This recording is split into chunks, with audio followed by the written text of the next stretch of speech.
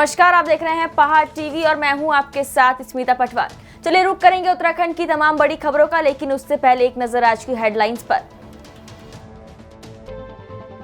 केदारनाथ धाम के रावल भीमाशंकर ने सीएम धामी से की मुलाकात, 6 मई को खुलेंगे कपाट। आम आदमी पार्टी ने दीपक बाली को बनाया उत्तराखंड का अध्यक्ष।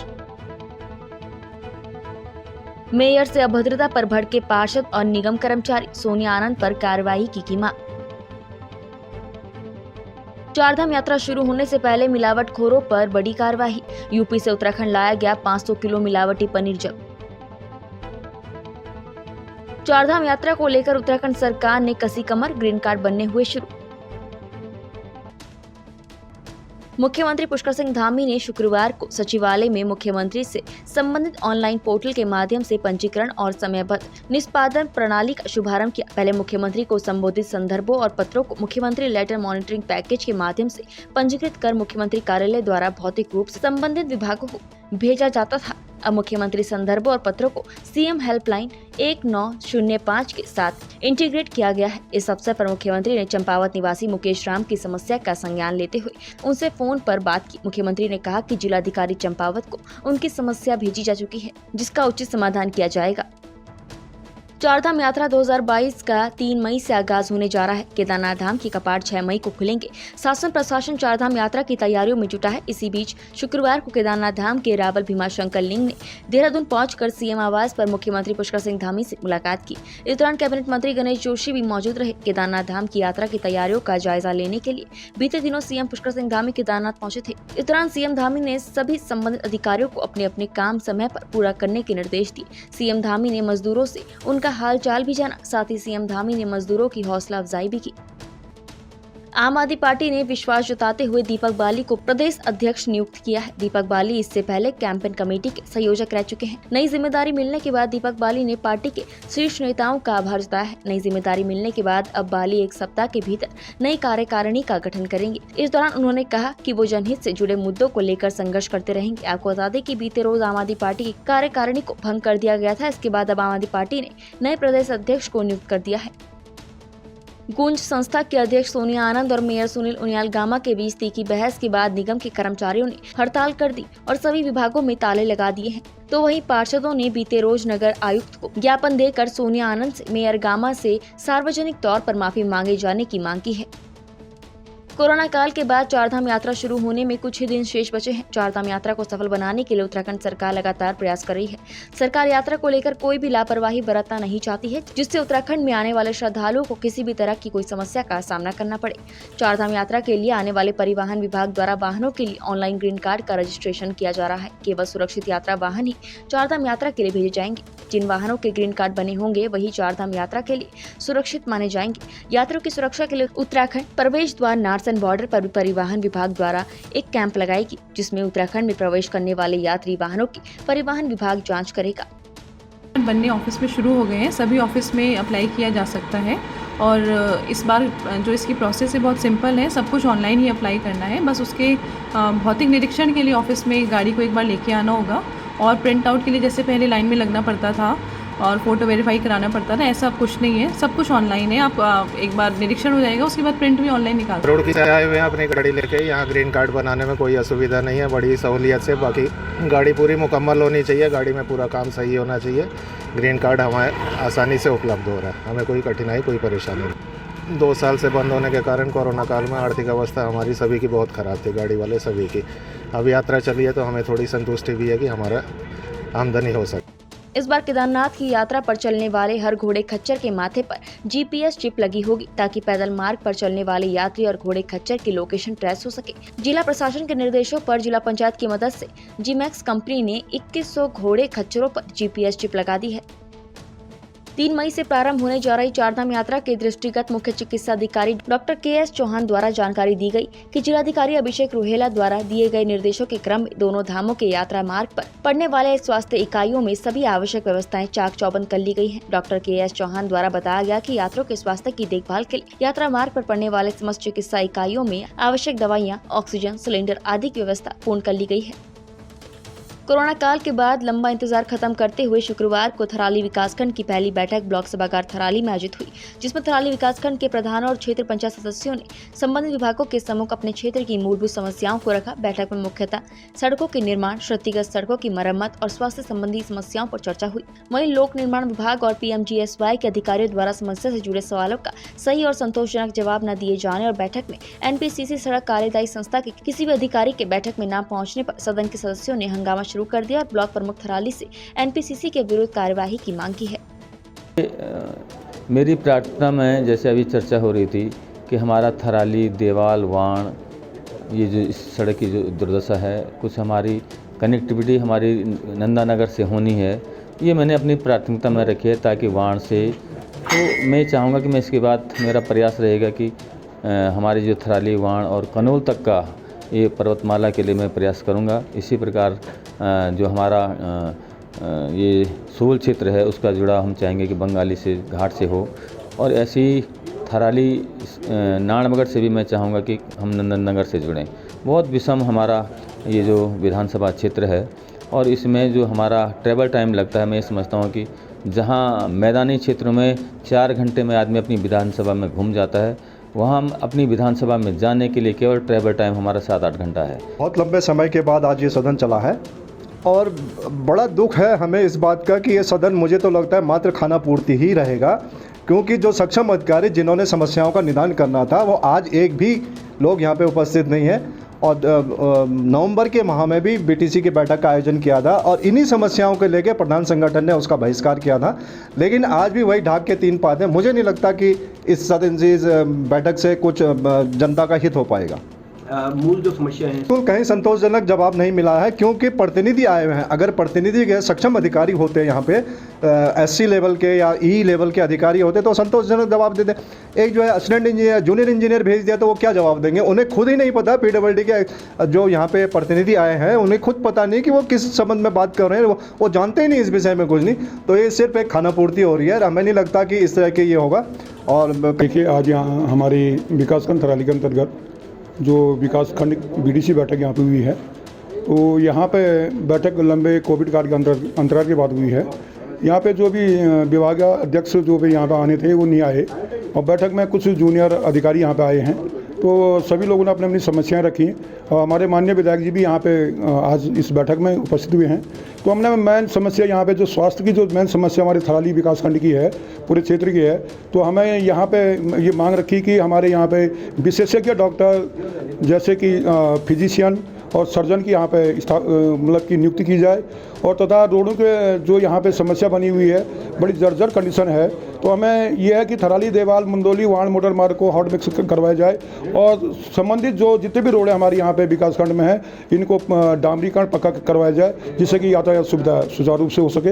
ये हमें अपने सदन के माध्यम से और सरकार के प्रतिनिधि के रूप में आए विधायक जी से हमने आग्रह किया, तो इसका हमें आश्वासन मिला कि ये इस पर कार्रवाई करेंगे। जैसा कि आज हमारी जो फर्स्ट बैठक है, तो मैं सर्वप्रथम अपने जो माननीय विधायक जी हैं उनका मैं फर्स्ट BTC में जो विभागीय अध्यक्ष नहीं पहुँचे, तो दूसरी बैठक में मेरा ये कहना है कि एक प्रमुख होने के नाते कि दूसरी बैठक में उन विभागीय स्तर के जितने भी अध्यक्ष हैं उन पर कार्रवाई की जाएगी। उस पर देखो, मैं उस पर इस बात से चर्चा करूंगी, बहुत सारी हमारे विकासखंड की जितनी भी क्षेत्रीय समस्या है, चाहे सड़कों पे है, चाहे कोई भी विभागीय समस्या है, तो मेरा ये कहना है कि हमारे जो जनप्रतिनिधि हैं उनका कहना है कि उन पे ज़्यादा मांग उनकी सड़कों पे है, क्योंकि सड़कों पे काफ़ी गड्ढे या नाले नहीं बने हुए हैं, कलमट नहीं खुले हुए हैं। तो मेरा विभागीय अधिकारियों से कहना ये है कि आप जल्दी से जल्द उन पर कार्रवाई करें, और अगर उन पर कार्रवाई नहीं करते हो तो हम अगली BTC में आपकी शिकायत दर्ज कराएंगे। मेरा कहना यह है कि मैं एक प्रमुख होने के नाते पहले तो मैं इस अगले माह 15 दिन के अंदर समीक्षा बैठक करवाऊंगी, और जितने भी अगर विभागीय अध्यक्ष नहीं पहुंचते हैं तो उन पे मैं कार्रवाई करूंगी, और अपने जनप्रतिनिधि जितने भी हमारे जनप्रतिनिधि हैं उनकी बात को नज़रअंदाज करते ध्यान में रखते हुए उनकी समस्याओं को आगे बढ़ाने की पूरी कोशिश करूँगी।